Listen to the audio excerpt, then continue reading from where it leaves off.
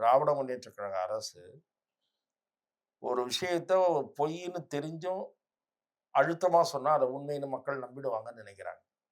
இங்கே பாரதிய ஜனதா அரசுக்கு எதிராக ஒரு பிம்பத்தை கட்டமைக்கிற முயற்சியில் தொடர்ந்து திமுக ஈடுபட்டு வருகிறது.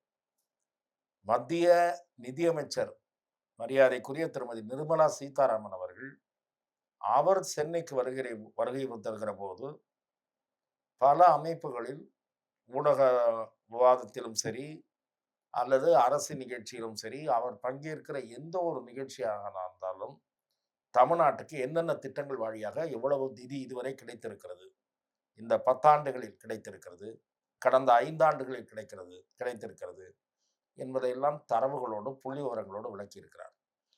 நகர்ப்புற வீட்டு வசதி திட்டத்தின் கீழான ஒரு மத்திய அரசு ஒதுக்குகிற நிதியாகட்டும், ஜல்ஜீவன் திட்டத்தின் கீழ் ஒதுக்குகிற நிதியாகட்டும், முத்ரா கடன் பெண்களுக்கு சுய தொழில் தொடங்குவதற்கு வழங்குகிற கடனாகட்டும், ஒரு பொய்யை திரும்ப திரும்ப திரும்ப தீர்மானமாக அழுத்தமாக சொல்லிக்கொண்டே இருந்தால் அது உண்மை போல பரவிவிடும் என்கிற கோயபல்ஸ் தத்துவத்தில் திமுக காரர்கள் ஆழ்ந்த நம்பிக்கை உள்ளவர்கள்.